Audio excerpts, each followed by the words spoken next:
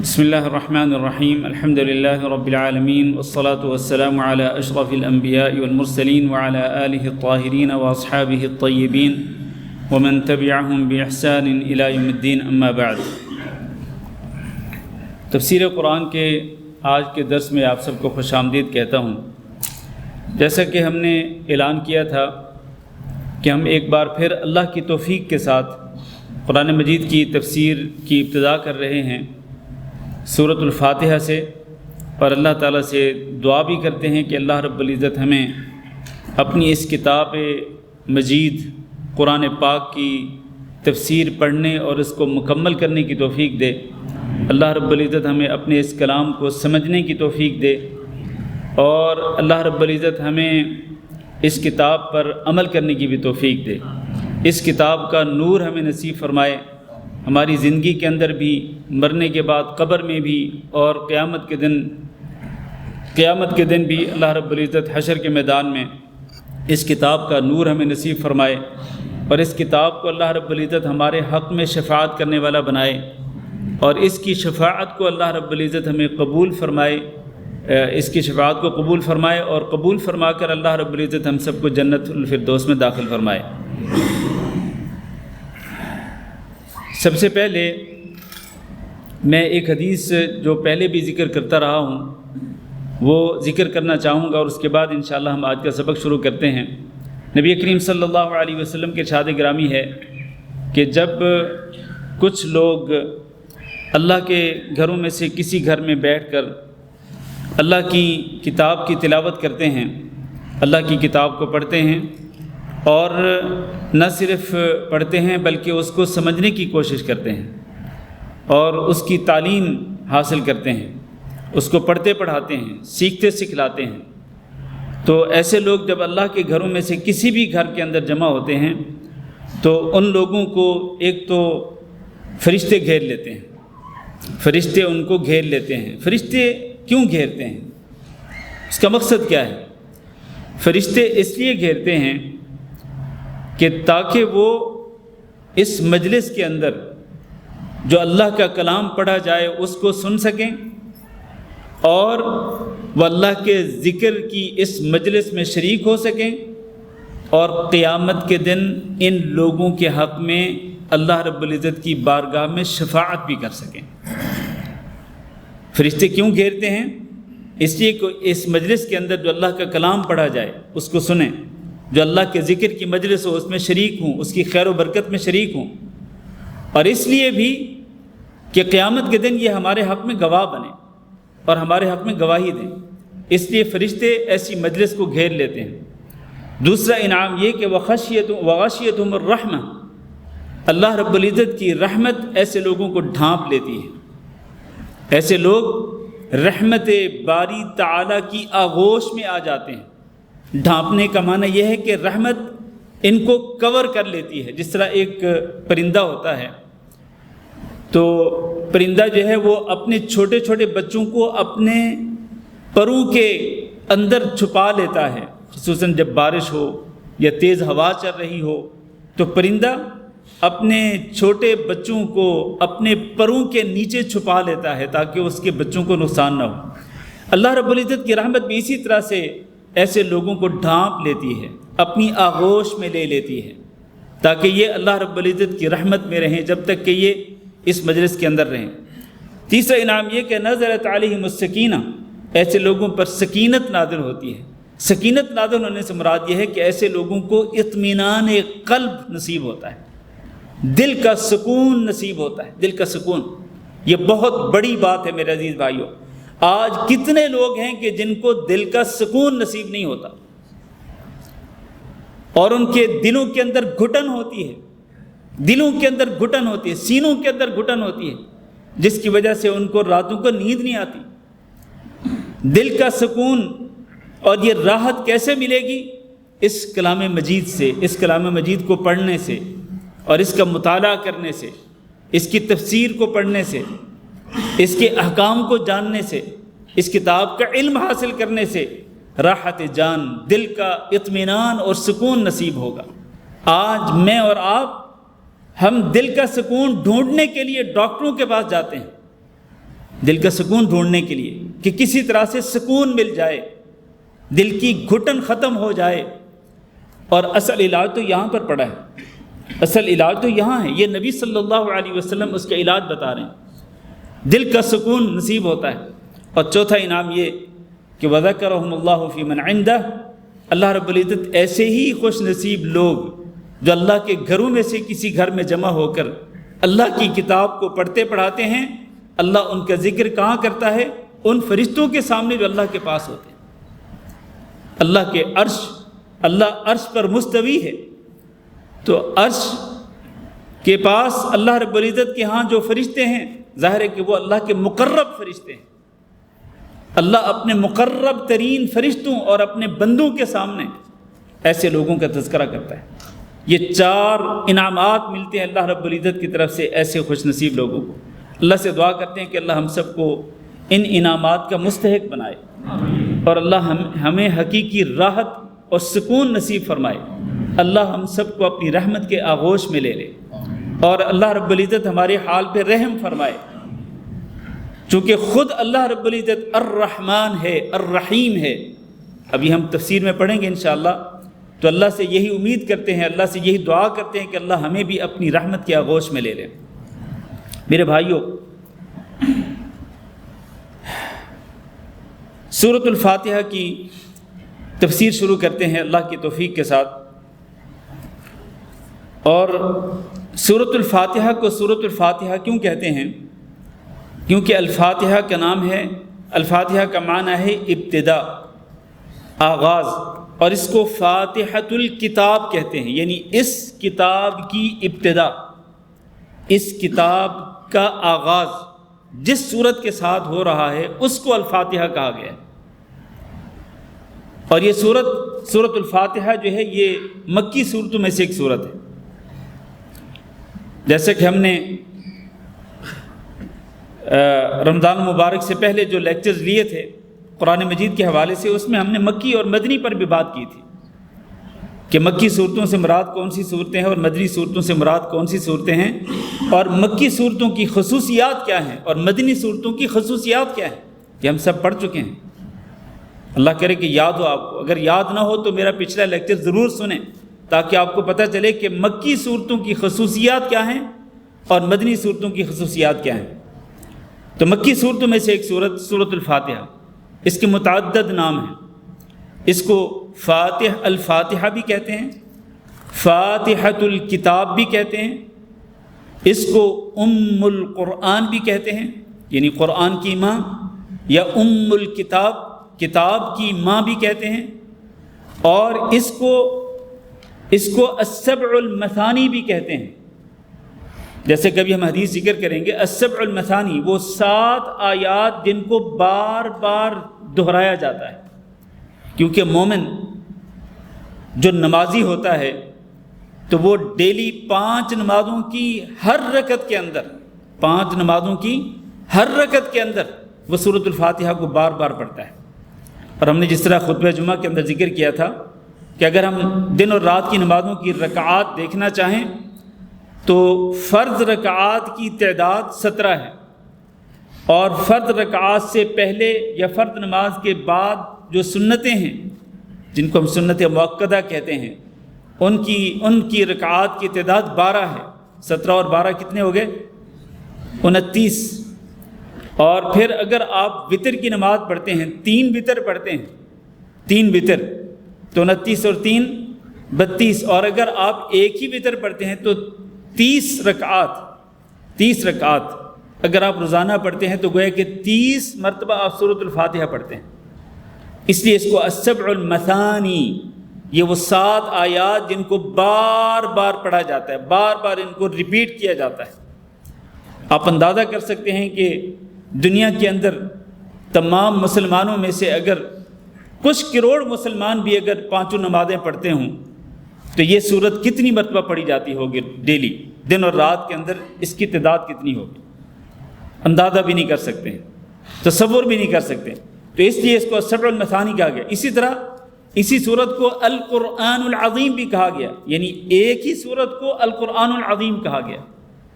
القرآن العظیم، ایک ہی سورت کے اوپر القرآن کا لفظ بولا گیا، گویا کہ قرآن مجید کے جتنے بھی مضامین ہیں وہ سارے کے سارے سورۃ الفاتحہ کے اندر موجود ہیں۔ سورۃ الفاتحہ کے اندر وہ سارے مضامین موجود ہیں، القرآن العظیم۔ اور اس کو الشافیہ بھی کہا گیا ہے، شفا والی کی صورت، کیونکہ جس طرح حدیث کے اندر موجود ہے، حضرت ابو سعید الخدری رضی اللہ تعالیٰ عنہ بیان کرتے ہیں، حدیث صحیح بخاری صحیح مسلم میں موجود، کہ وہ کسی سفر میں تھے تو ایک جگہ پہ انہوں نے پڑاؤ ڈالا، بستی والوں سے مہمان نوازی طلب کی، انہوں نے مہمان نوازی کرنے سے انکار کیا کیونکہ وہ کافر تھے۔ تو ہوا یہ کہ ان کے ایک قبیلے کے سردار کو بچھو نے ڈس لیا، اب وہ ٹھیک نہیں ہو رہا تھا، بچھو کے ڈسنے کا جو درد ہے وہ ختم نہیں ہو رہا۔ وہ لوگ ان کے پاس آئے، ان لوگوں کے پاس، مسلمانوں کے پاس آئے کہ ہمارے قبیلے کے سردار کو بچھو نے ڈس لیا ہے، وہ ٹھیک نہیں ہو رہا، اگر آپ میں سے کوئی بندہ دم کرنے والا ہو، جھاڑ پھونک کرنے والا ہو تو آئے دم کرے تاکہ اس کا یہ درد ختم ہو۔ تو ابو سعید الخدری رضی اللہ تعالیٰ عنہ خود گئے اور انہوں نے جا کر سورۃ الفاتحہ کو پڑھ کر دم کیا، اور وہ کافر ہے، کافر کے اوپر سورۃ الفاتحہ کو پڑھ کر دم کیا، وہ ٹھیک ہو گیا۔ اس نے 30 بکریاں بطور انعام دی۔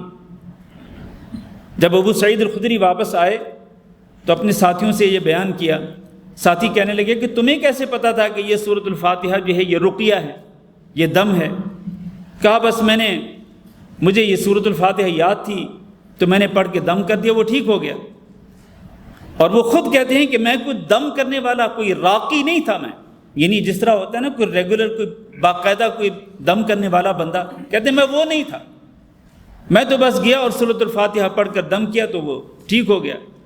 جب نبی صلی اللہ علیہ وسلم کے پاس یہ واپس آئے تو انہوں نے وہاں پر 30 بکریاں ذبح کر کے کھائی نہیں، بلکہ واپس آئے اس لیے کہ پوچھیں گے نبی صلی اللہ علیہ وسلم سے کہ کیا ہم 30 بکریاں کھا سکتے ہیں؟ اللہ کے رسول نے فرمایا کہ ہاں، تم خود بھی کھاؤ، مجھے بھی کھلاؤ۔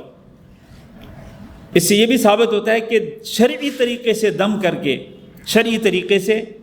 کر کے اس پر انسان اجرت لے سکتا ہے، مزدوری لے سکتا ہے۔ اس حدیث سے یہ بھی مسئلہ ثابت ہوتا ہے۔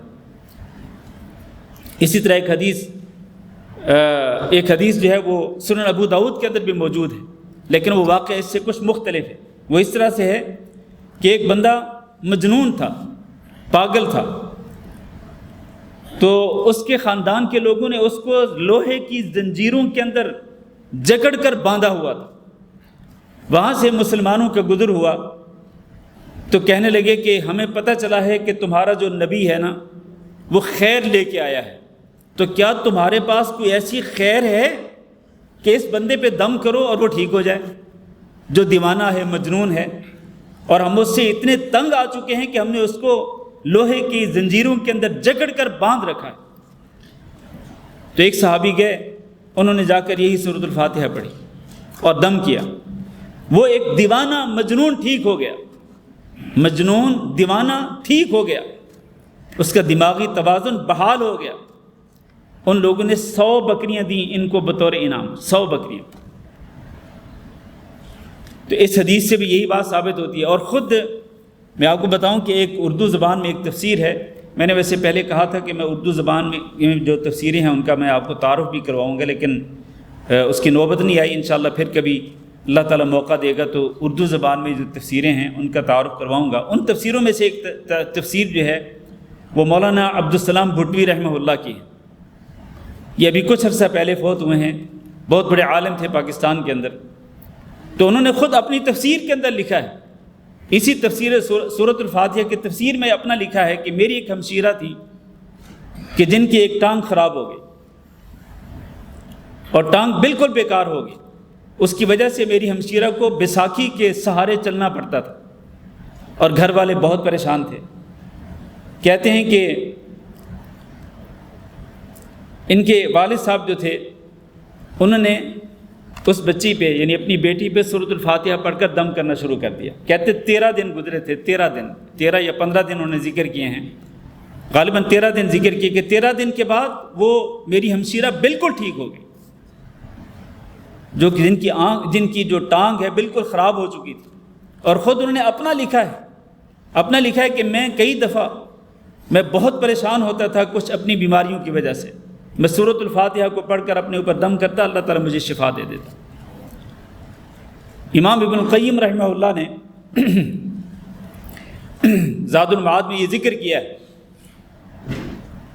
کہ الطب النبوی کے اندر کہ وہ مکہ مکرمہ میں تھے، حج کے لیے گئے ہوئے تھے، تو وہاں پر بیمار پڑ گئے، بہت علاج کیا، ٹھیک نہیں ہوئے۔ کہتے میں بس آخر میں تنگ آ کر ایک ہی علاج کیا، زمزم کا پانی لے کر اس پہ سورۃ الفاتحہ کو پڑھ پڑھ کے دم کرتا رہا اور وہی پیتا رہا، ٹھیک ہو گیا۔ جتنی بیماریاں تھیں وہ ساری ختم ہو گئی۔ میرے بھائیو، اصل میں یہ بات ہوتی ہے یقین کی۔ ہمیں یقین نہیں ہے سورۃ الفاتحہ کے اوپر یا سورۃ الفاتحہ کے باعث شفا ہونے پہ یقین نہیں ہے، تو ہم اپنی بیماریوں کا علاج یوں بھی کر سکتے ہیں۔ میں نے آپ کو چند ایک تجربات آپ کے سامنے ذکر کیے ہیں، تو سورۃ الفاتحہ کو پڑھ کر آپ اس طرح سے اپنی بیماریوں کا علاج کر سکتے ہیں۔ چلیں میں اپنا بھی ایک تجربہ بتا دیتا ہوں۔ حج کے سفر میں ہی میں مدینہ منورہ میں پہنچا تو مجھے شدید سر درد شروع ہو گئی، مسجد نبوی کے اندر تھا، مغرب اور عشاء کے درمیان کا وقت ہے، شدید سر درد، حتیٰ کہ میں بیٹھ نہیں سکا، میں لیٹ گیا۔ مجھے کچھ سمجھ نہیں آئی کہ اب کیا کروں، تو میں نے یہی سورۃ الفاتحہ پڑھنی شروع کر دی۔ اللہ کا فضل ہے کہ عشاء کی اذان ہونے سے پہلے میرا سر درد ٹھیک ہو گیا۔ یہ میرا اپنا ذاتی تجربہ ہے، میں اس طرح کے تجربات عام طور پر بیان نہیں کرتا، لیکن یہاں فائدے کے لیے ذکر کیا میرے عزیز بھائیو۔ میرے بھائیو، اس سورت کا نام سورۃ الشافیہ بھی ہے، اور اس سورت کو سورۃ الصلاح بھی کہتے ہیں، یعنی اس سورت کا نام الصلاح بھی ہے۔ اس کی وجہ کیا ہے؟ وجہ یہ ہے کہ نبی صلی اللہ علیہ وسلم نے فرمایا کہ اللہ تعالیٰ فرماتے ہیں قسمت الصلاۃ بینی و بین عبدی، کہ میں نے نماز کو اپنے اور اپنے بندے کے درمیان تقسیم کر دیا ہے۔ کس طرح؟ نصفین، دو نصفوں کے اندر، یعنی آدھی آدھی کر کے اس نماز کو میں نے تقسیم کر دیا اپنے درمیان اور اپنے بندے کے درمیان۔ کس طرح؟ پھر اس کی وضاحت کی کہ میرا بندہ جب یہ سورۃ الفاتحہ پڑھتے الحمدللہ رب العالمین، تو اللہ رب العزت اس کے جواب میں کیا کہتا ہے؟ حمیدنی عبدی، میرے بندے نے میری حمد بیان کی۔ جب وہ کہتے ہیں الرحمن الرحیم، تو اللہ تعالیٰ کہتے ہیں اثنا علی عبدی، میرے بندے نے میری ثنا کی ہے، میری تعریف کی ہے۔ پھر جب یہ بندہ کہتا ہے مالک یوم الدین، تو اللہ تعالیٰ کہتے ہیں مجدنی عبدی، میرے بندے نے میری بزرگی بیان کی ہے۔ پھر جب وہ کہتے ہیں ایاک نعبد و ایاک نستعین، تو اللہ فرماتے ہیں ھذا بینی و بین عبدی ولعبدی ما سأل، یہ میرے اور میرے بندے کے درمیان ایک تعلق ہے جس کا وہ اظہار کر رہے کہ اللہ ہم تیری ہی عبادت کرتے ہیں اور تجھ سے ہی مدد مانگتے ہیں، اور میرے بندے کے لیے ہر وہ چیز ہے جس کا وہ سوال کرے گا۔ پھر اس کے بعد وہ دعا کرتا ہے اہدنا الصراط المستقیم صراط الذین انعمت علیہم غیر المغضوب علیہم ولا الضالین۔ اللہ تعالیٰ فرماتے ہیں قد فعلت، میں نے تیری یہ دعا قبول کر لی۔ اس طرح اللہ تعالیٰ نے کس چیز کو نماز کہا؟ بتائیے، کس چیز کو نماز کہا؟ سورۃ الفاتحہ کو اللہ رب العزت نے نماز قرار دیا کہ میں نے نماز کو اپنے بندے اور اپنے درمیان تقسیم کر دیا ہے دو نصفوں کے اندر، آدھی آدھی کر کے۔ پھر اس نماز کی تفسیر اور اس کی وضاحت اللہ تعالیٰ نے سورۃ الفاتحہ کے ساتھ کی۔ اس کا معنی یہ ہے کہ یہ سورۃ الفاتحہ جو ہے یہ نماز کی روح ہے، روح میرے بھائیوں، نماز کی روح نماز ہے، یہ سورۃ الفاتحہ ہے، جس کا مطلب یہ ہے کہ اگر کوئی بندہ نماز کے اندر سورۃ الفاتحہ نہیں پڑھتا تو اس کی نماز ایسے ہے جیسے ایک جسم ہو لیکن اس کے اندر روح نہ ہو۔ بغیر روح کے جسم جیسے اس کی کوئی ویلیو نہیں ہوتی، بالکل اس نماز کی کوئی ویلیو نہیں ہے جس کے اندر بندے نے سورۃ الفاتحہ کو نہیں پڑھا۔ یہ تو حدیث کہہ رہی ہے میرے بھائیوں، میں نہیں کہہ رہا، حدیث کہہ رہی ہے۔ اسی لیے سورۃ الفاتحہ کے مسائل میں سے ایک مسئلہ یہ بھی ہے کہ ہر نماز کی ہر رکعت کے اندر سورۃ الفاتحہ پڑھنا فرض ہے، اور ہر نمازی پر فرض ہے، چاہے وہ امام ہو، چاہے وہ امام کے پیچھے مقتدی ہو، اور چاہے وہ اکیلا نماز پڑھنے والا ہو، چاہے وہ مرد ہو چاہے وہ عورت ہو، ہر نماز کی ہر رکعت میں سورۃ الفاتحہ کو پڑھنا فرض ہے۔ اس کے اور بھی کئی دلائل ہیں، اس دلیل کے علاوہ جو ابھی میں نے ذکر کی، اس دلیل کے علاوہ اور بھی کئی دلائل ہیں۔ ان میں سے ایک اللہ کے نبی صلی اللہ علیہ وسلم کا فرمان لا صلاۃ لمن لم يقرأ بفاتحة الكتاب، اس شخص کی نماز نہیں ہوتی جو سورۃ الفاتحہ کو نہیں پڑھتا۔ فاتحۃ الکتاب، کتاب کی ابتدا کو جو نہیں پڑھتا، ابتدا سورۃ الفاتحہ ہے، اس کی نماز نہیں ہوتی۔ اور یہ جو لا صلاۃ لمن، من کا جو لفظ ہے یہ عموم کے لیے ہے، تمام نمازیوں کے لیے ہے کہ جو بھی نمازی نماز کے اندر سورۃ الفاتحہ نہیں پڑھے گا اس کی نماز نہیں ہوگی، تمام نمازیں اور تمام نماز پڑھنے والے نمازی۔ اور ایک حدیث میں حضرت ابو ہریرہ رضی اللہ تعالیٰ عنہ بیان کرتے ہیں کہ نبی صلی اللہ علیہ وسلم نے فرمایا، حدیث توجہ سے سنیے، فرمایا من صلی صلاۃ لم يقرأ فيها بفاتحة الكتاب فهي خداج فهي خداج فهي خداج غیر تمام، جو بندہ نماز پڑھے اور اس کے اندر سورۃ الفاتحہ کو نہ پڑھے وہ ناقص ہے، وہ ناقص ہے، وہ ناقص ہے، نامکمل ہے۔ جب ابو ہریرہ رضی اللہ تعالیٰ عنہ نے یہ حدیث بیان کی تو وہاں جو لوگ موجود تھے حدیث سننے والے، ان میں سے کسی نے کہا، ابو ہریرہ انا نکون وراء الامام، ہم امام کے پیچھے ہوتے ہیں تو کس طرح سورۃ الفاتحہ کو پڑھیں؟ تو ابو ہریرہ رضی اللہ تعالیٰ عنہ جو کہ حدیث کے سب سے بڑے راوی ہیں، جنہوں نے سب سے زیادہ احادیث بیان کی نبی صلی اللہ علیہ وسلم کی، جو بھوک اور پیاس کی شدت کو برداشت کر کے مسجد نبوی میں پڑے رہتے تھے اور بعض اوقات اپنے پیٹ پہ پتھر باندھتے تھے بھوک کو برداشت کرنے کے لیے۔ حدیث کے سب سے بڑے راوی، حافظ الحدیث، سب سے پہلے محدث حدیث بیان کرنے والے، انہوں نے کیا جواب دیا؟ کہنے لگے اقرأ بها فی نفسک، اپنے دل میں پڑھ لیا کرو، اپنے دل میں سورۃ الفاتحہ کو پڑھا کرو۔ دل میں پڑھنے کا معنی یہ کہ آہستہ آواز میں پڑھا کرو جتنی آپ کو خود سنائی دے۔ اور دل میں پڑھنے کا یہ معنی نہیں کہ اپنی زبان کو حرکت نہ دو، نہیں، اپنی زبان کو حرکت دینی ہے، پڑھنی ہے، لیکن امام کے پیچھے آپ اتنی آواز میں پڑھیں جتنی آپ کو خود آپ کو سنائی دے۔ یہ سارے کے سارے دلائل۔ اچھا، پھر بعض لوگ کہتے ہیں کہ اللہ نے قرآن مجید کے اندر ارشاد فرمایا، میں یہ مسئلہ اس لیے تھوڑی سی تفصیل کے ساتھ بیان کر رہا ہوں کیونکہ یہ نماز کا رکن ہے میرے بھائی، نماز اس کے بغیر ہوتی ہی نہیں ہے، اس لیے مجھے یہ ڈیٹیل یہ آپ کو دلائل دینے پڑ رہے ہیں۔ نبی کریم صلی اللہ علیہ وسلم نے فجر کی نماز پڑھائی، دوران نماز آپ پر قراءت بوجھل ہو گئی، سلام پھیرا تو پوچھا لعلکم تقرؤون ورائی، کیا تم میرے پیچھے قراءت کرتے ہو میری قراءت کے ساتھ ساتھ؟ صحابہ کرام نے کہا بالکل، آپ کی قراءت کے پیچھے ساتھ ساتھ ہم بھی قراءت کرتے ہیں۔ فرمایا یہی تو وجہ ہے کہ میرے اوپر قراءت بوجھل ہو رہی تھی۔ تو آپ نے فرمایا لا تفعلوا، تم ایسے نہ کیا کرو، میرے پیچھے میری قراءت کے ساتھ ساتھ قراءت نہ کیا کرو، الا بام الکتاب، ہاں ام الکتاب کو ضرور پڑھنا ہے۔ ام الکتاب سے مراد سورۃ الفاتحہ۔ فإنه لا صلاۃ، یعنی لا صلاۃ لمن لم يقرأ بها، کیونکہ اس کی نماز نہیں ہوگی جس نے اس کو نہیں پڑھا ہے۔ یہ جہری نماز کا واقعہ میرے بھائی، فجر کی نماز جہری نماز ہے۔ جہری نماز میں اللہ کے نبی نے فرمایا کہ میرے پیچھے نہ پڑھا کرو، یعنی سورۃ الفاتحہ کے بعد جو قراءت ہے وہ میرے پیچھے نہ پڑھا کرو، وہ نہ کیا کرو، لیکن سورۃ الفاتحہ کو پڑھنا ہے۔ یہ حدیث کے الفاظ ہیں، حدیث کے الفاظ۔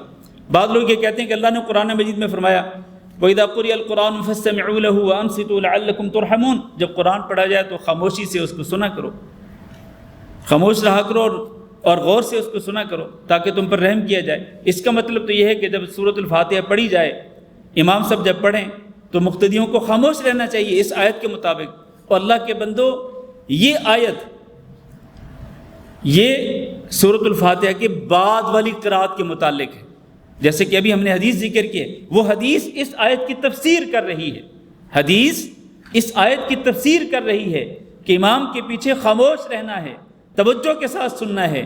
کون سی قراءت کو؟ جو کہ سورۃ الفاتحہ کے بعد ہے، اور سورۃ الفاتحہ کو امام کے پیچھے پڑھنا ہے، چاہے امام کے سکتات کے اندر پڑھیں، سکتات سے مراد امام نے پڑھا الحمدللہ رب العالمین، آپ بھی پڑھ لیں الحمدللہ رب العالمین، الرحمن الرحیم، آپ بھی پڑھ لیں الرحمن الرحیم، مالک یوم الدین، مالک یوم الدین۔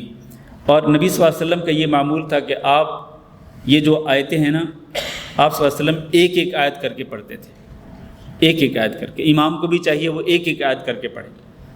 اور درمیان میں اگر چند سیکنڈ کا وقفہ ہو تو مقتدی کے لیے سننا بھی ممکن ہے اور پڑھنا بھی ممکن ہے۔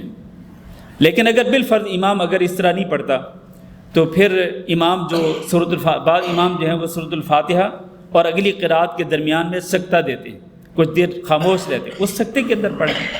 بہرحال جیسے بھی ممکن ہو سورۃ الفاتحہ کو پڑھنا ہے۔ یہ سورۃ الفاتحہ کے متعلق ایک ضروری مسئلہ تھا جو میں نے ذکر کیا۔ سورۃ الفاتحہ کی فضیلت میں کچھ احادیث ذکر کرتا چلوں، پھر انشاءاللہ ہم تفسیر کی طرف آتے ہیں۔ نبی کریم صلی اللہ علیہ وسلم نے قرآن مجید کی سب سے عظیم صورت جس صورت کو قرار دیا وہ کون سی صورت ہے؟ سورۃ الفاتحہ، سب سے عظیم صورت۔ جیسے کہ ابو سعید بن المعلیٰ رضی اللہ تعالیٰ عنہ کی حدیث صحیح بخاری کے اندر موجود ہے کہ نبی صلی اللہ علیہ وسلم نے نماز سے پہلے مجھے فرمایا الا اعلمک سورۃ ہی اعظم سورۃ فی القرآن، کیا میں تمہیں اس صورت کی تعلیم نہ دوں، اس صورت کے بارے میں نہ بتلاؤں کہ جو قرآن مجید کی صورتوں میں سب سے عظیم ترین صورت ہے؟ تو ابو سعید ابن المعلیٰ نے کہا کہ ضرور بتلائی۔ تو آپ نے یہ فرمایا تھا کہ میں نماز کے بعد تمہیں بتلاؤں گا، میں نماز کے بعد تمہیں بتلاؤں گا۔ جب نماز ختم ہو گئی، نبی صلی اللہ علیہ وسلم مسجد نبی سے نکلنے لگے، ابو سعید ابن المعلیٰ گئے اور آپ صلی اللہ علیہ وسلم سے گزارش کی کہ اللہ کے رسول آپ نے فرمایا تھا نماز سے پہلے کہ میں تمہیں صورت بتلاؤں گا جو قرآن مجید کی سب سے عظیم ترین صورت ہے۔ تو اللہ کے رسول نے فرمایا کہ ہاں وہ صورت ہے الحمدللہ رب العالمین، اور یہی السبع المثانی بھی ہے اور یہی القرآن العظیم بھی ہے۔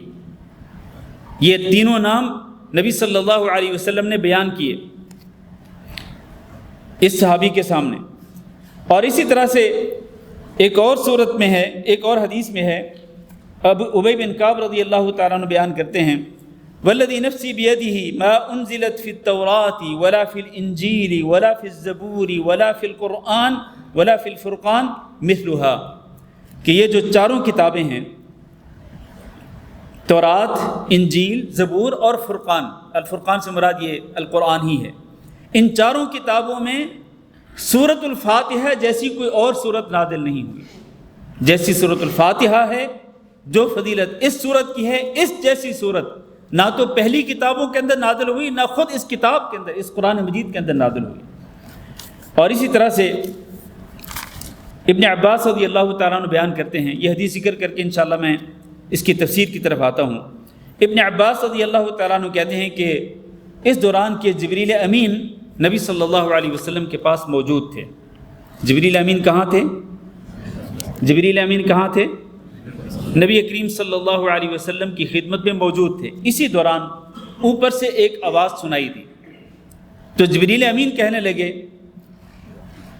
کہ یہ آواز کہنے لگے ھذا باب من السماء فتح ولم یفتح قط الا اليوم، یہ آسمان کا ایک دروازہ کھلا ہے جس کے کھلنے کی آواز ابھی ہم نے سنی ہے، یہ دروازہ آج کھلا ہے اور اس سے پہلے کبھی بھی نہیں کھلا۔ وَنَزَلَ مِنْهُ مَلَكٌ لَمْ يَنزِلْ قَطُّ إِلَّا الْيَوْمِ، اور اس دروازے سے ایک فرشتہ نازل ہو رہا ہے کہ وہ فرشتہ اس سے پہلے کبھی بھی زمین پر نازل نہیں ہوا۔ آسمان کا دروازہ بھی پہلی دفعہ کھلا اور جو فرشتہ نازل ہو رہا ہے وہ بھی پہلی دفعہ اللہ کے حکم کے ساتھ نازل ہو رہا ہے۔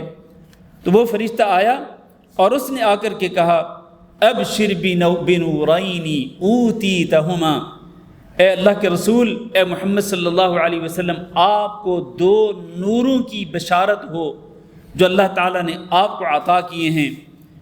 لم یؤتہما نبی قبلک، آپ سے پہلے کبھی کسی نبی کو وہ نور عطا نہیں کیے گئے۔ وہ دو نور کیا ہیں؟ ایک تو فاتحۃ الکتاب ہے یعنی سورۃ الفاتحہ، اور دوسرا وخواتیم سورۃ البقرہ، سورۃ البقرہ کی آخری دو آیتیں ہیں لن تقرأ بحرف منها الا اعطیتہ، آپ ان دونوں صورتوں کا ایک حرف بھی پڑھیں گے تو اللہ رب العزت آپ کو عطا کر دے گا۔ یعنی جو بھی دعائیں ان دونوں نوروں کے اندر موجود ہیں، سورۃ الفاتحہ کے اندر بھی اور اسی طرح سورۃ البقرہ کی آخری 2 آیتوں کے اندر جو دعائیں ہیں، آپ جو بھی دعا مانگیں گے اللہ آپ کی دعا کو قبول فرمائے گا۔ یہ نور ہے، نور میرے بھائیو، سورۃ الفاتحہ نور ہے، نور جس کے ساتھ انسان کے دل کو نور نصیب ہوتا ہے، انسان کا دل منور ہوتا ہے، اس کی زندگی کے اندر نور آتا ہے۔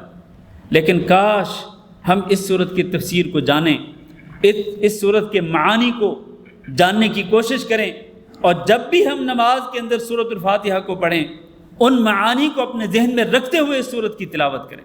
اس طرح سے یہ جو سورۃ الفاتحہ ہے، اس کا نور جو ہے وہ ہمیں نصیب ہوگا۔ بسم اللہ الرحمن الرحیم، میں شروع کرتا ہوں اللہ کے نام کے ساتھ۔ بسم اللہ، اللہ کے نام کے ساتھ۔ یہاں ایک لفظ جو ہے وہ حذف ہے، محذوف ہے۔ ابدأ بسم اللہ، میں شروع کرتا ہوں اللہ کے نام کے ساتھ۔ اللہ کون ہے؟ الرحمن الرحیم، جو کہ بہت ہی مہربان ہے اور جو کہ رحم کرنے والا ہے۔ بسم اللہ الرحمن الرحیم کے بارے میں اختلاف ہے کہ کیا یہ سورۃ الفاتحہ کی آیتوں میں سے ایک آیت ہے یا یہ ایک مستقل آیت ہے ہر سورت کے شروع میں سوائے سورۃ توبہ کے۔ اور اس پر تو سب کا اتفاق ہے کہ یہ جو بسم اللہ الرحمن الرحیم ہے یہ سورۃ النمل کی آیتوں میں سے ایک آیت کا حصہ ہے۔ سورۃ النمل کی آیتوں میں سے ایک آیت کا حصہ ہے، کیونکہ اس آیت کے اندر ہے انہ من سلیمان وانہ بسم اللہ الرحمن الرحیم اللہ تعلوا علی واتونی مسلمین، جو خط لکھا تھا سلیمان علیہ السلام نے، تو اس خط کی ابتدا کے اندر کیا ہے؟ انہ من سلیمان وانہ بسم اللہ الرحمن الرحیم۔ اس آیت کا ایک حصہ ہے یہ بسم اللہ الرحمن الرحیم، اس پر سب کا اتفاق ہے۔ لیکن اس پر اختلاف ہے کہ کیا یہ سورۃ الفاتحہ کی آیتوں میں سے ایک آیت ہے یا یہ ایک مستقل آیت ہے جس کو ہر سورت کی ابتدا میں رکھا گیا ہے سوائے سورۃ التوبہ کے۔ اس میں اختلاف ہے۔ تو یہاں پر ہمارے سامنے جو قرآن مجید موجود ہے، یہ قرآن مجید یہ کویت سے طبع کیا گیا ہے۔ آپ اس کو کھول کے دیکھیں تو بسم اللہ الرحمن الرحیم کے بعد نمبر 1 لگایا گیا ہے۔ اس کے بعد جو سورۃ الفاتحہ کی آیات ہیں ان سب کو ملا کر یعنی بسم اللہ سمیت یہ ٹوٹل 7 آیتیں بنتی ہیں۔ لیکن بعض علماء یہ کہتے ہیں کہ نہیں، یہ سورۃ الفاتحہ کی آیت نہیں بلکہ یہ ایک مستقل آیت ہے جو کہ ہر سورت کے شروع میں رکھ دی گئی ہے سوائے سورۃ توبہ کے۔ تو ان کے نزدیک یہ آیت چونکہ سورۃ الفاتحہ کا حصہ نہیں، ایک مستقل آیت ہے، تو پھر وہ سورۃ الفاتحہ کی 7 آیتیں کس طرح بناتے ہیں؟ وہ اس طرح کہ صراط الذین انعمت علیہم یہاں پر رکتے ہیں اور اس کو 6ٹی آیت سمجھتے ہیں۔ اس لیے بعض مصاحف کے اندر اس کے نیچے 6 نمبر لکھا گیا ہے، علامت وقف، اور اس کے نیچے 6 نمبر لکھا گیا ہے کہ یہ آیت نمبر 6 ہے، اور پھر غیر المغضوب علیہم ولا الضالین یہ آیت نمبر 7 ہے۔ بہرحال یہ اختلاف موجود ہے۔ تو بسم اللہ الرحمن الرحیم کے بعد اب ہم سورۃ الفاتحہ کی تفسیر شروع کرتے ہیں۔ اللہ نے فرمایا الحمدللہ۔ الحمد میں جو ہے اس کو کہتے ہیں للاستغراق، یہ استغراق کے لیے۔ استغراق کا معنی یہ ہے جی استغراق کے لیے تو اس کا معنی یہ ہے کہ الحمد تمام کی تمام تعریفیں، جتنی بھی تعریفیں ہو سکتی ہیں وہ ساری کی ساری اس الحمد کے لفظ کے اندر موجود ہیں، اور وہ ساری کی ساری تعریفیں کس کے لیے ہیں؟ للہ۔ یہ جو للہ کے اندر لام ہے اس کو کہتے ہیں لام تخصیص، یعنی وہ ساری کی ساری تعریفیں کس کے لیے خاص ہیں؟ اللہ رب العزت کے لیے خاص ہیں۔ تمام کی تمام تعریفوں کا مستحق اکیلا اللہ رب العزت ہے۔ اس کی وجہ کیا ہے؟ وجہ یہ ہے کہ اللہ رب العزت اپنی ذات میں بھی با کمال ہے، اللہ رب العزت اپنی صفات میں بھی با کمال ہے، اور اللہ رب العزت اپنے اسماء حسنہ کے اندر بھی با کمال ہے۔ اللہ اپنی ذات میں با کمال ہے، یعنی جو بھی کمال کی بات ہو سکتی ہے کمال کی کوئی صفت ہو سکتی ہے وہ بھرپور طریقے سے بخیر و خوبی وہ بھرپور طریقے سے وہ صفت جو ہے کمال والی صفت وہ اللہ رب العزت کے اندر موجود ہے. اور اللہ رب العزت ہر قسم کے نقص اور ہر قسم کے عیب سے پاک ہے. کسی قسم کا نقص اور کسی قسم کا عیب اللہ کے اندر موجود نہیں. اللہ پاک ہے.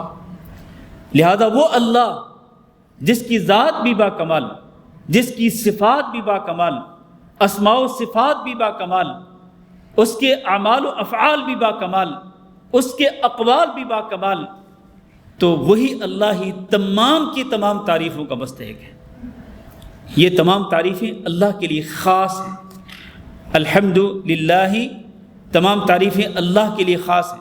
اللہ جو لفظ ہے یہ ہمارے خالق و مالک، ہمارے مربی رب العالمین کا ذاتی نام ہے.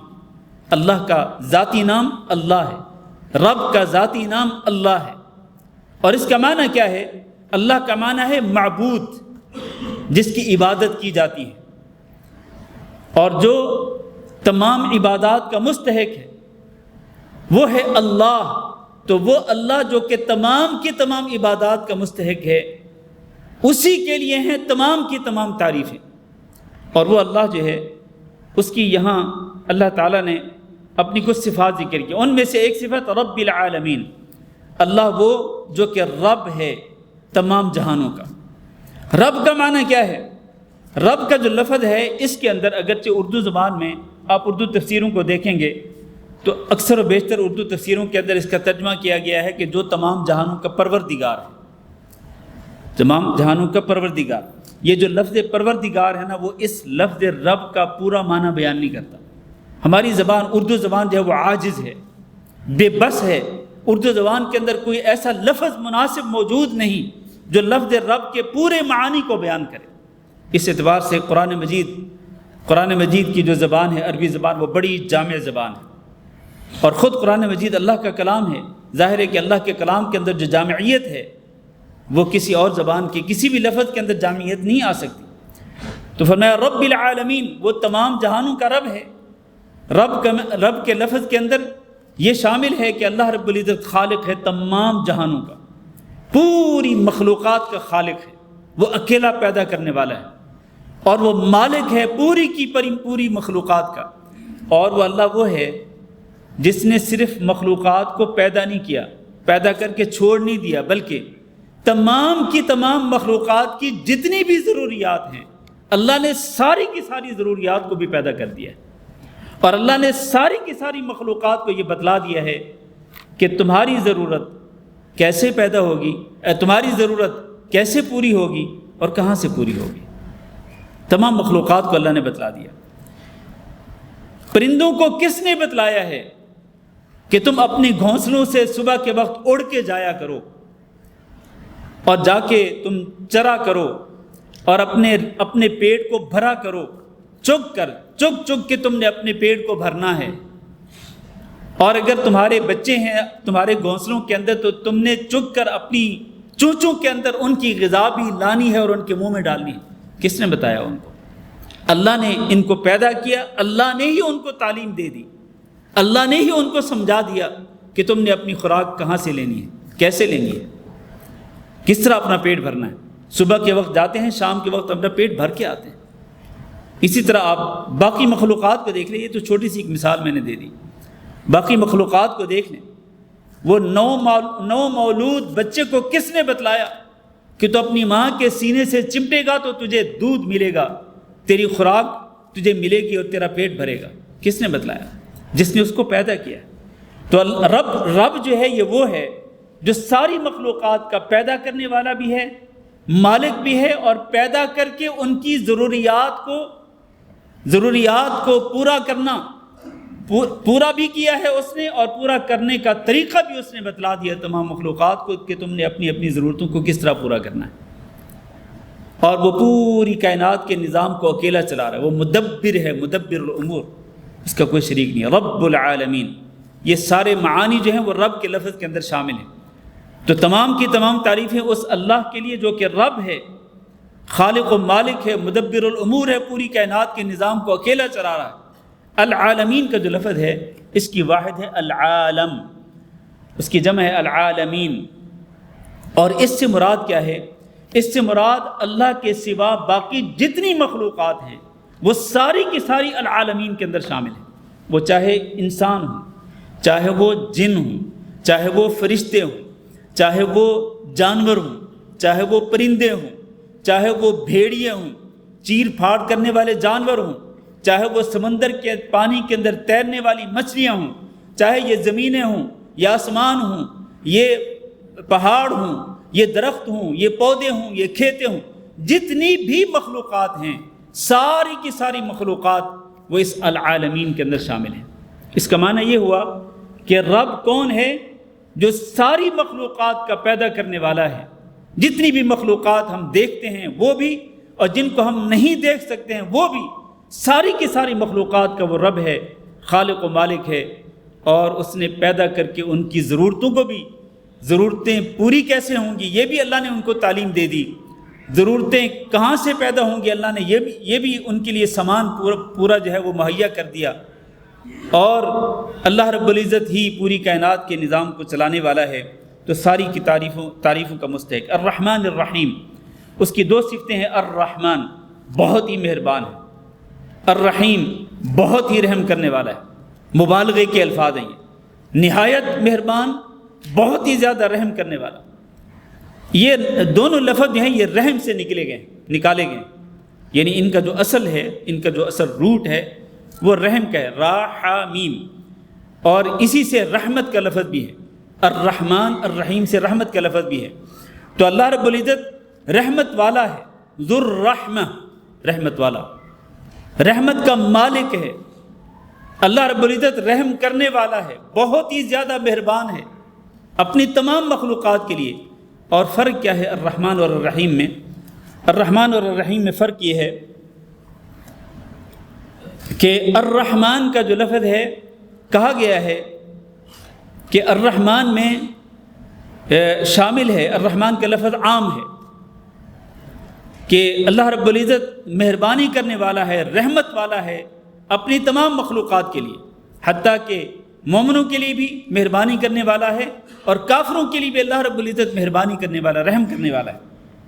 یعنی الرحمن کا جو لفظ ہے یہ عام ہے تمام کی تمام مخلوقات کے لیے، اور الرحیم کا جو لفظ ہے یہ خاص ہے کن کے لیے؟ مومنوں کے لیے، کہ اللہ تعالیٰ ویسے تو بہت مہربان ہے، اور اللہ تعالیٰ اپنی مہربانی کے ساتھ مومنوں کو بھی عطا کرتا ہے، کافروں کو بھی عطا کرتا ہے، اپنے ماننے والوں کو بھی عطا کرتا ہے، نہ ماننے والوں کو بھی عطا کرتا ہے، باقی مخلوقات کو بھی اللہ تعالیٰ رزق عطا کرتا ہے، ان پر مہربانی کرتے ہوئے، ان پر رحم اور ترس کھاتے ہوئے۔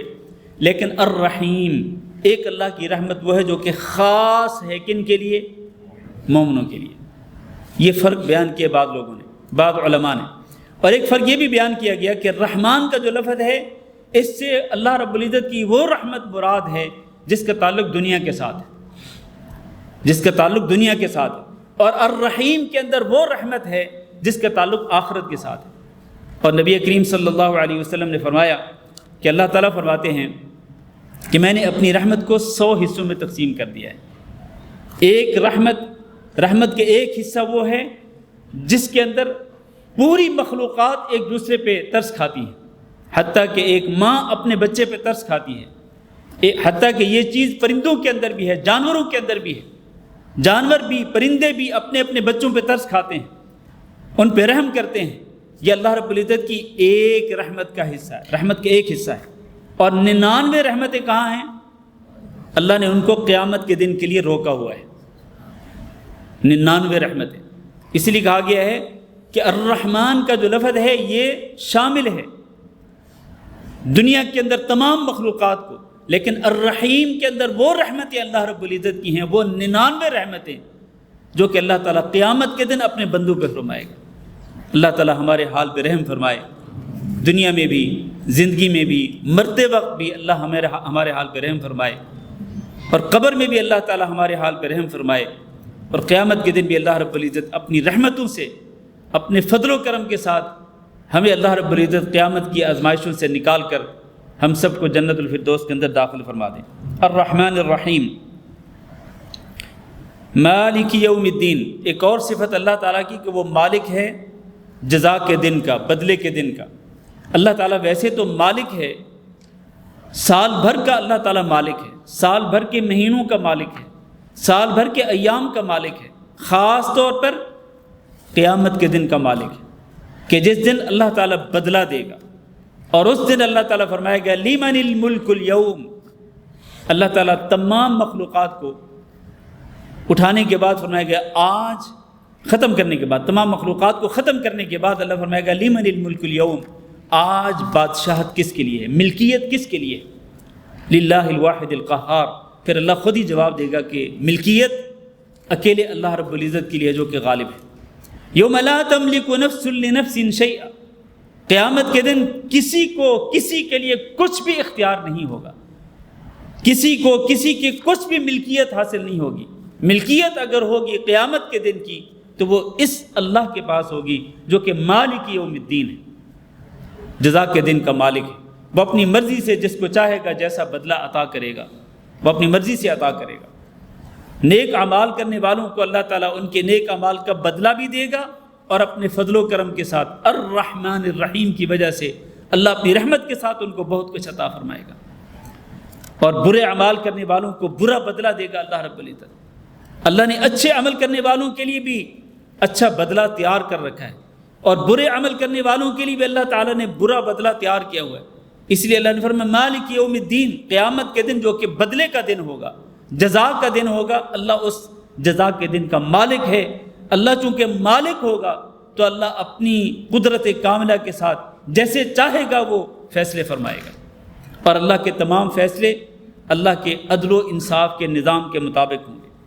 ایاک نعبد و ایاک نستعین، ان تین آیات کے اندر اللہ رب العزت کی حمد و ثنا ہے۔ پھر بندہ اپنے تعلق کا اظہار کرتے، ایاک نعبد، اللہ ہم تیری ہی عبادت کرتے ہیں، تجھ سے ہی مدد مانگتے ہیں۔ عبادت کس کو کہتے ہیں؟ عبادت وہ تمام کے تمام اقوال اور وہ تمام کے تمام اعمال جن سے اللہ رب العزت راضی ہوتا ہے، جن کو اللہ تعالیٰ پسند کرتا ہے، جن سے اللہ خوش ہوتا ہے، وہ سارے کے سارے اقوال، وہ سارے کے سارے اعمال عبادت کے لفظ کے اندر شامل ہیں۔ تو اللہ ہم ایسی ساری کی ساری عبادتیں جو ہیں اللہ ہم تیری ہی کرتے ہیں۔ اور لفظ عبادت جو ہے نا میرے بھائیو، ایک اس کا ایسا معنی ہے جو عام لوگوں کے ذہنوں سے اوجھل رہتا ہے، عام لوگ اس معنی کو اگنور کرتے ہیں۔ عبادت جو ہے اس لفظ کے اندر عاجزی اور انکساری کا عنصر شامل ہے، عاجزی اور انکساری کا، کہ انسان اللہ کی عبادت کس طرح کرے؟ اللہ کے سامنے عاجزی اور انکساری اور اپنی ذلت کو ظاہر کرتے ہوئے، اپنی محتاجی کو ظاہر کرتے ہوئے کہ اللہ ہم چونکہ تیرے محتاج ہیں اور تو کسی کا محتاج نہیں، تو اللہ ہم تجھ سے مانگتے ہیں، اللہ ہم تیرے لیے نماز پڑھتے ہیں، اللہ ہم تیرے لیے روزہ رکھتے ہیں، اللہ ہم تیرے لیے قربانی کرتے ہیں، اللہ ہمارا مرنا بھی تیرے لیے، ہمارا جینا بھی تیرے لیے، ساری کی ساری عبادتیں اللہ تیرے لیے، کیونکہ اللہ تو بے نیاز ہے اور مستغنی ہے اپنی پوری مخلوقات سے۔ اللہ تجھے کسی کی ضرورت نہیں ہے، اللہ ہمیں ضرورت ہے، تو اللہ ہم تیرے سامنے اپنے آپ کو جھکا کر تیری عبادت کرتے ہیں۔ یہ جو بندگی کا جو جذبہ ہے نا، بندگی کا جذبہ، غلامی کا جذبہ، عاجزی انکساری کا جذبہ، یہ صرف اور صرف اللہ رب العزت کے لیے، اللہ کے علاوہ کسی کے لیے نہیں۔ اسی لیے یہاں اہل علم یہ کہتے ہیں کہ ہونا یہ چاہیے تھا کہ نعبدک ونستعینک، اللہ ہم تیری عبادت کرتے ہیں، تجھ سے مدد مانگتے ہیں، لیکن اللہ نے یوں نہیں کہا۔ اللہ نے فرمایا ایاک نعبد، تیری ہی عبادت کرتے ہیں، مطلب ہم تیرے سوا کسی اور کی عبادت نہیں کرتے۔ وَإِيَّاكَ نَسْتَعِينُ، اور تجھ سے ہی مدد مانگتے ہیں، یعنی تیرے سوا کسی سے مدد نہیں مانگتے ہیں، کسی کو مدد کے لیے نہیں پکارتے، اس لیے کہ اللہ تو ہی ہے مدد کرنے والا۔ یہ عبادت صرف اور صرف اللہ کے لیے، مدد صرف اور صرف اللہ سے مانگی جا سکتی ہے۔ ہاں بعض اوقات میرے بھائیوں، کئی لوگ جو ہے نا اس پر شبہ پیدا کرتے ہیں، کہتے ہیں دیکھیں جی اب کس طرح کہہ سکتے ہیں کہ ہم اللہ تیری ہی، تجھ سے ہی مدد مانگتے ہیں، جبکہ جب آپ کو مثلا گھر کے اندر آپ موجود ہیں، آپ کو پانی کی ضرورت پڑتی ہے تو آپ پانی کس سے مانگتے ہیں؟ کس سے مانگتے ہیں؟ آپ لوگ کس سے پانی مانگتے ہیں؟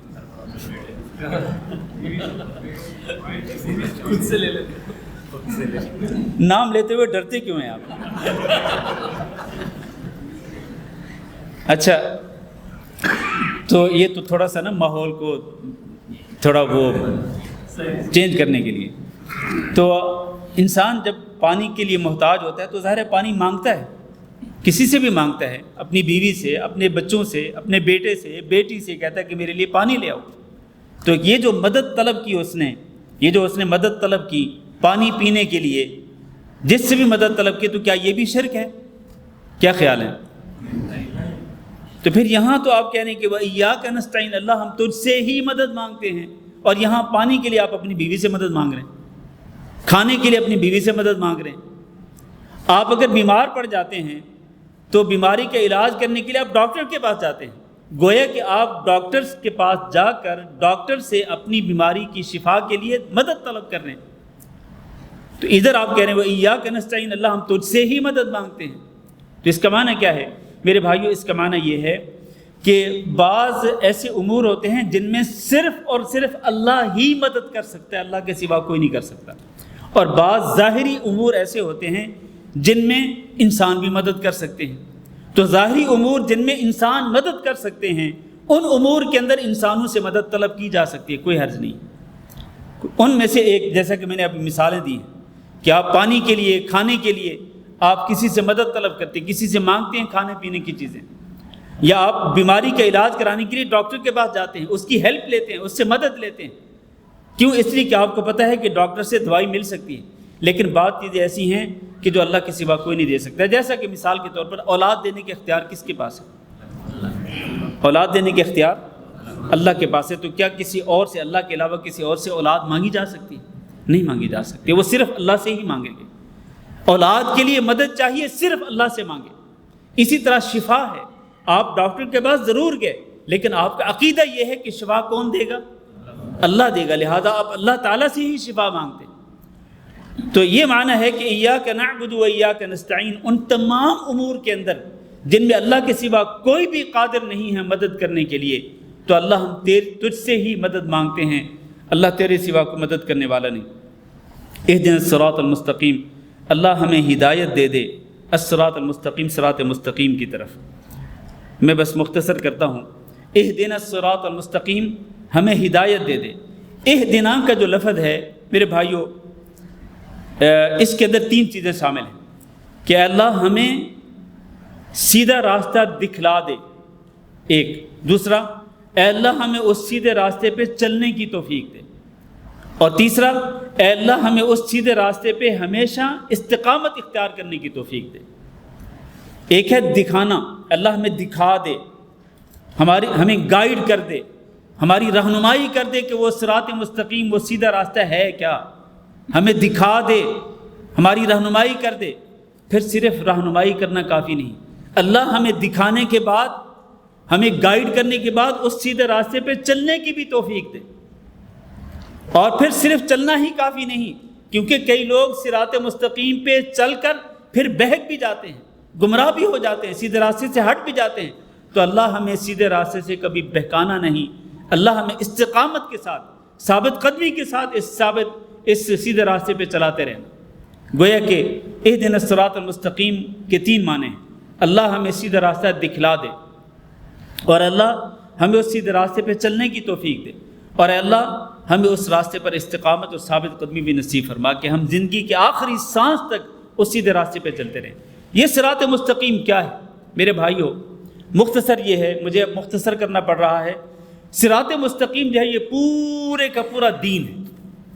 گویا کہ ہم اللہ تعالیٰ سے مانگ رہے ہیں کہ اللہ ہمیں پورے کا پورا دین دکھلا بھی دے، اس کی طرف ہماری رہنمائی بھی کر دے، اور پورے کے پورے دین پر چلنے کی بھی توفیق دے، اور پورے کے پورے دین پر ہمیں استقامت اور ثابت قدمی بھی نصیب فرما۔ سمجھ آئیے آپ کو؟ اس اعتبار سے آپ اندازہ کر سکتے ہیں کہ یہ دعا ہم سب کے لیے کتنی زیادہ ضروری ہے کہ پورے کے پورے دین کی ہدایت ہم اللہ تعالیٰ سے مانگ رہے ہیں، دکھلا بھی، چلا بھی، اور ہمیشہ چلنے کی توفیق دے۔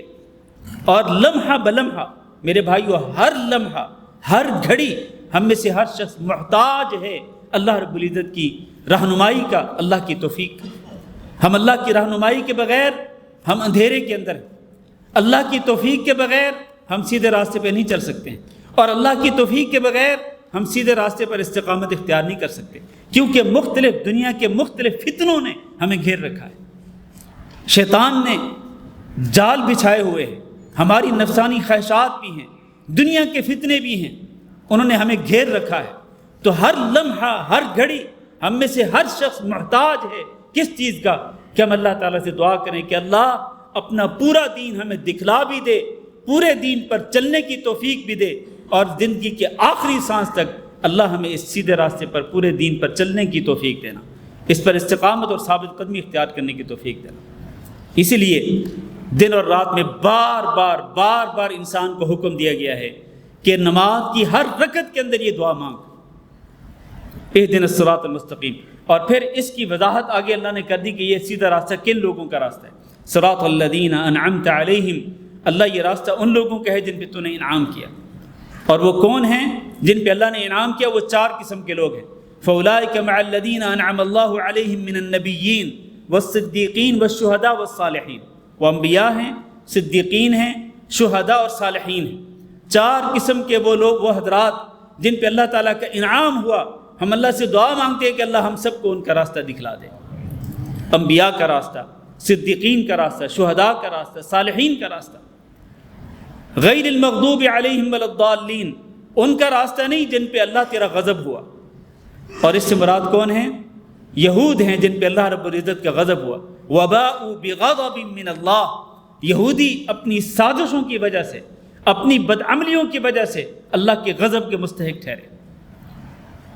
بلکہ ضربت علیہم الذلۃ والمسکنہ، یہ یہود اور ولا الضالین، اور ان لوگوں کا راستہ بھی نہیں، اے اللہ ان لوگوں کے راستے سے بھی ہمیں بچانا جو کہ گمراہ ہو گئے۔ اور اس سے مراد کون ہیں؟ نصارہ ہیں، نصارہ جنہوں نے عیسیٰ علیہ السلام کی تعریف میں غلو کیا، المسیح عیسیٰ بن مریم کے اندر ان کی تعریف میں غلو کیا، اور ان کو اللہ رب العزت کا بیٹا بنا دیا، 3 میں سے 1 بنا دیا، تو وہ اس طرح گمراہ ہوئے۔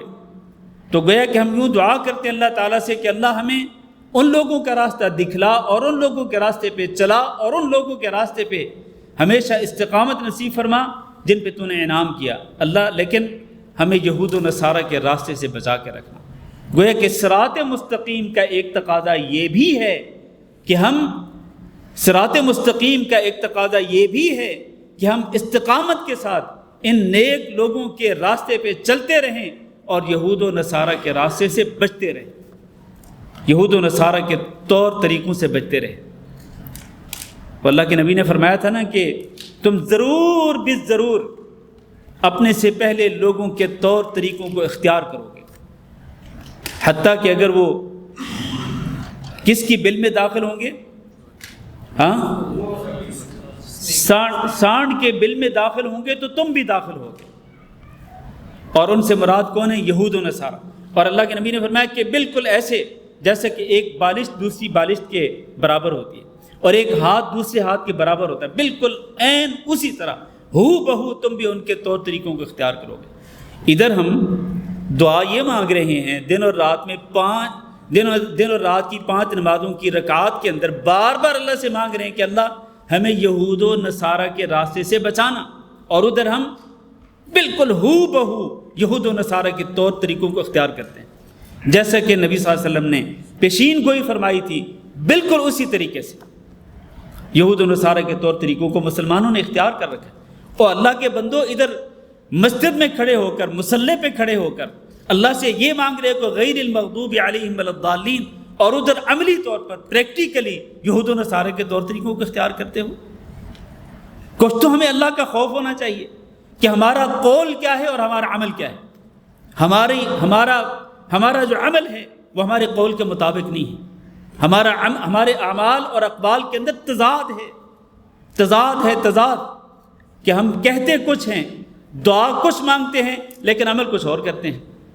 آپ زیادہ تر دیکھ لیں، زیادہ تر لوگوں کو، مسلمانوں کو، کہ جنہوں نے مساجد کو قبروں کو صدقہ بنا لیا، جنہوں نے قبروں کو صدقہ بنا لیا، اور اللہ کے نبی نے فرمایا تھا لعنت اللہ علی الیہود والنصارى اتخذوا قبور انبیائهم مساجد، ان یہود و نصارہ پہ اللہ کے لعنت ہو جنہوں نے اپنے نبیوں کی قبروں کو سجدگاہ بنایا تھا، نبیوں کی قبروں کو سجدگاہ بنانے کی وجہ سے وہ اللہ کی پھٹکار کے مستحق ٹھہرے۔